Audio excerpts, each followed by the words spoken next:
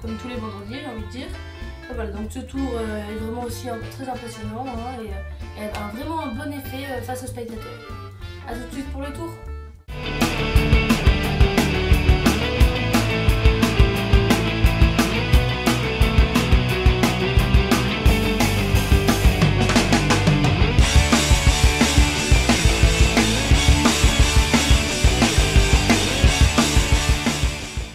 Donc pour ce tour, je vais seulement avoir besoin, comme d'habitude, d'un paquet de cartes normal, hein, dans lequel j'ai déjà retiré un joker. Donc maintenant ce qu'on va faire en fait, c'est que je vais prendre la première carte, donc ici le valet de pique, que je vais placer ici.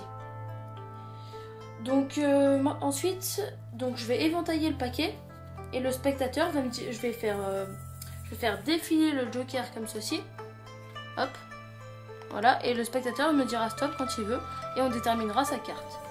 Donc voilà, imaginons qu'il me dit stop ici par exemple. Hop, hop. Donc là le spectateur s'est arrêté sur le 6 de carreau. Il aurait très bien pu s'arrêter sur, je sais pas moi, le roi de carreau, le 8 de cœur. Enfin vraiment la carte qu'il avait, enfin la carte, n'importe quelle carte dans le paquet. Donc là on voit bien que le spectateur s'est arrêté sur le 6 de carreau. Donc maintenant je peux mélanger le paquet, voilà.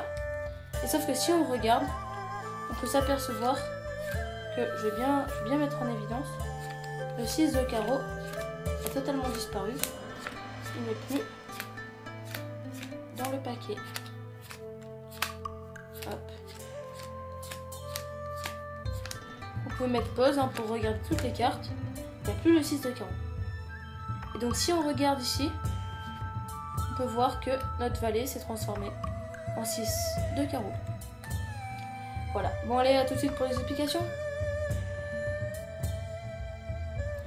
Donc pour ce tour, il va falloir faire une carte gimmick, donc c'est-à-dire une carte un peu truquée.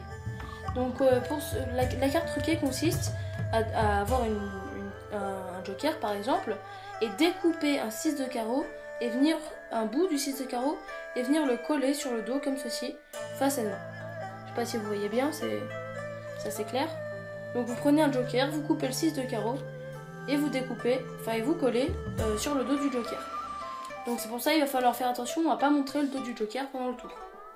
Et ensuite vous prenez le vrai 6 de carreau et vous allez le mettre au-dessus du paquet. Donc quand vous commencez le tour, vous dites par exemple, vous prenez deux cartes et vous dites je vais prendre la première carte, et donc le valet de pique, et je vais la poser ici. Donc là vous reposez, vous prenez que le 6 de carreau et vous le posez ici. Donc ensuite, vous allez éventailler le paquet et expliquer au spectateur qu'il va falloir qu'il vous dise stop. Et là, quand vous éventaillez, il ne faut pas qu'en fait, vous serez comme ça. Il ne faut pas mettre le dos du 6 de carreau face au spectateur. Donc il faut tourner de façon à ce qu'il ne voit pas. Donc comme ceci, face à moi. Et là, vous allez éventailler, enfin faire glisser. Et imaginons qu'il vous dise stop ici, vous allez glisser le joker et faire apparaître le 6 de carreau. Comme ceci. Donc là, si vous bougez le joker, le 6 de carreau part avec. Donc il faut faire attention, comme ça, à bien montrer que c'est le 6 de carreau. Et là, vous expliquez qu'il aurait pu s'arrêter sur n'importe quelle carte et qu'il s'est arrêté sur le 6 de carreau. Là, vous allez refermer tout ça, et tourner et récupérer le joker. Donc là, il n'a pas vu que le 6 de carreau était en fait accroché au joker. Vous reposez, vous pouvez mélanger, faire des coupes.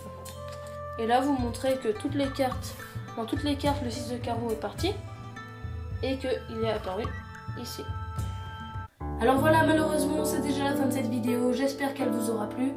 Si c'est le cas, n'hésitez pas à vous abonner à ma chaîne ou bien à laisser un j'aime. Ça me ferait vraiment très plaisir.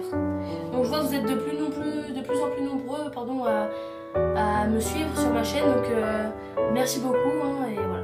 Allez, à bientôt pour un nouveau tour de magie. Salut!